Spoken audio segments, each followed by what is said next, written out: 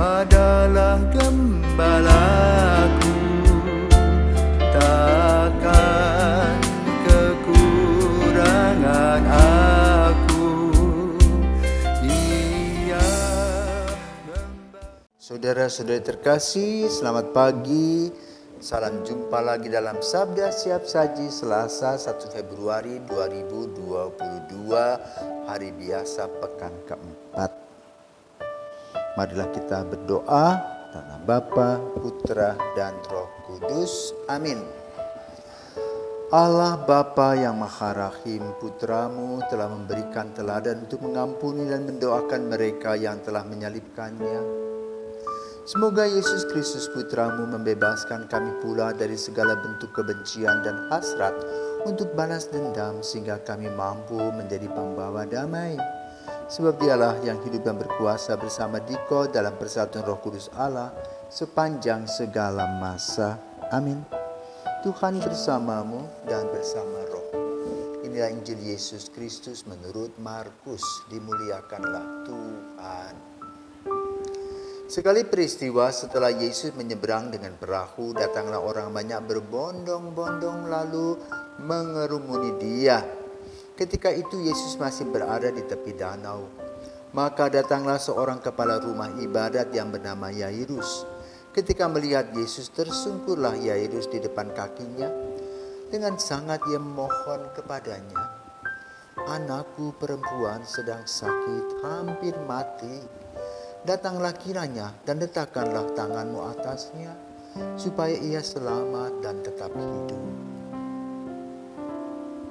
Lalu pergilah Yesus dengan orang itu. Orang banyak berbondong-bondong mengikuti Dia dan berdesak-desakan di dekatnya. Adalah di situ seorang perempuan yang sudah 12 tahun lamanya menderita pendarahan. Ia telah berulang-ulang diobati oleh berbagai tabib, sampai habislah semua yang ada padanya. Namun sama sekali tidak ada faedahnya. Malah sebaliknya keadaannya makin memburuk. Dia sudah mendengar berita-berita tentang Yesus. Maka di tengah-tengah orang banyak itu, ia mendekat Yesus dari belakang dan menjamah jubahnya. Sebab katanya, "Asal ku jamah saja jubahnya, aku akan sembuh." Sungguh, seketika itu juga berhentilah pendarahannya dan ia merasa badannya sudah sembuh dari penyakit itu. Pada ketika itu juga Yesus mengetahui bahwa ada tenaga yang keluar dari dirinya. Maka ia berpaling di tengah orang banyak itu dan bertanya, "Siapa yang menjamah jubahku?" Murid-muridnya menjawab, "Engkau melihat sendiri. Bagaimana orang-orang ini berdesak-desakan dekatmu? Bagaimana mungkin engkau bertanya siapa yang menjamah aku?" Lalu Yesus memandang ke sekelilingnya untuk melihat siapa yang telah melakukan hal itu. Maka perempuan tadi menjadi takut dan gemetar sejak ia mengetahui apa yang telah terjadi atas dirinya. Maka ia tampil dan tersungkur di depan Yesus. Dengan tulus ia memberitahukan segala sesuatu kepada Yesus. Maka kata Yesus kepada perempuan itu, "Hai anakku, imanmu telah menyelamatkan engkau. Pergilah dengan selamat dan sembuhlah dari penyakitmu."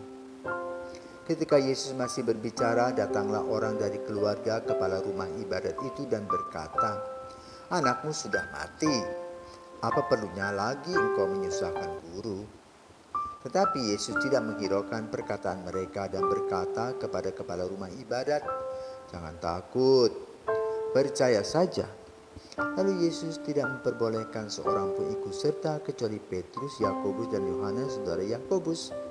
Dan tibalah mereka di rumah kepala rumah ibadat, dan di sana Yesus melihat orang-orang ribut, menangis dan meratap dengan suara nyaring. Sesudah masuk, Yesus berkata kepada orang-orang itu, "Mengapa kamu ribut dan menangis? Anak itu tidak mati, tetapi tidur." Tetapi mereka menertawakan Dia. Maka Yesus menyuruh semua orang itu keluar. Lalu ia membawa ayah dan ibu anak itu dan mereka yang bersama-sama dengan Yesus masuk ke dalam kamar anak itu.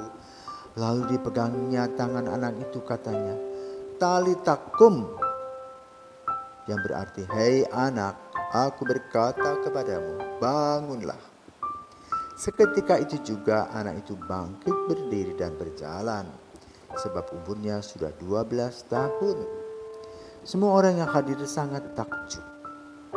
Dengan sangat Yesus berpesan kepada mereka supaya jangan seorang pun mengetahui hal itu. Lalu ia menyuruh mereka memberi anak itu makan. Demikianlah sabda Tuhan. Terpujilah Kristus. Saudaraku terkasih, seorang ayah, seorang ibu, kalau anaknya sakit, mereka bingung. Berbagai macam usaha akan dilakukan. Bahkan peribahasa hutang pinjam pun akan dilaksanakan demi kesembuhan anak tersebut.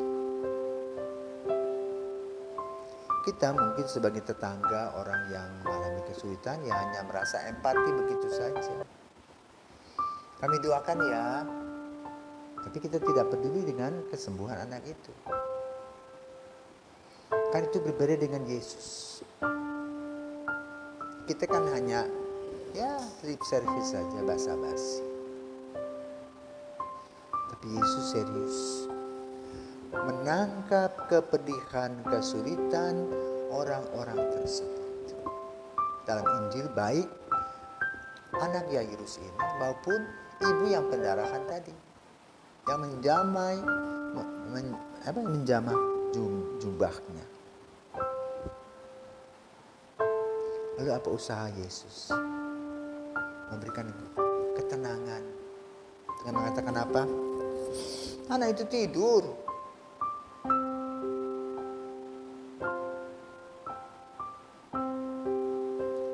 Perilaku, tindakan Yesus mempunyai dasar itu kasih.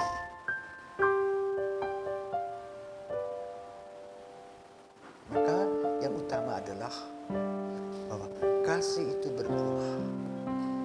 Kalau sakit, dijamahnya, didoakannya, dengan penuh kasih sembuh. Tanpa embel-embel lainnya. Tidak perlu pencitraan, viral diceritakan.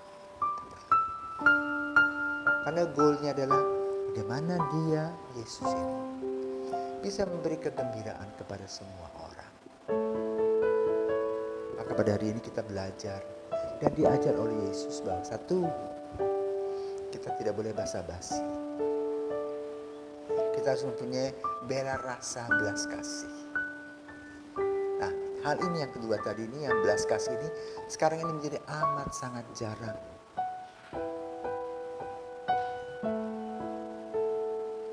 Maka Yesus menekan lagi belas kasih, bela rasa. Maka dia pergi ke rumah Yairus itu, berjalan kaki menuju rumahnya. Tidak minta agar di situ anak itu harus datang, tidak. Dan di sela-sela kerumunan tadi seorang ibu menjamah karena iman. Dengan imannya dia sembuh. Yesus hanya ingin tahu bagaimana reaksi ibu yang bersangkutan. Dan ibu itu tersungkur bersyukur. Yang penting orang itu sembuh. Lalu lanjutannya adalah bagaimana Yesus sampai ke rumah Yairus dan membangunkan anak ini dengan tali kata kum. Maka dengan sabda Yesus melaksanakan tugas-tugasnya. Kita dengan kata-kata, tapi tadi kata-kata kita membanyakkan lip service. Namun kata-kata Yesus itu bermakna. Maka kalau kita mendapatkan kata-kata Yesus yang penuh makna tadi, harap digunakan dengan baik dan sungguh-sungguh. Bukan hanya untuk mencari kepentingan sendiri. Kenapa? Kalau kita mencari kepentingan sendiri, maka semua karya yang kita kerjakan itu akan membuat kita merasa hampa. Penyesalan biasanya ada di belakang kita. Oke, mari saudaraku terkasih, kita belajar dari Yesus dengan penuh belas kasih, memberikan orang kesempatan, juga membiarkan iman mereka tumbuh, sehingga menjadikan sebuah kekuatan dan kehidupan. Semoga kita diberkati.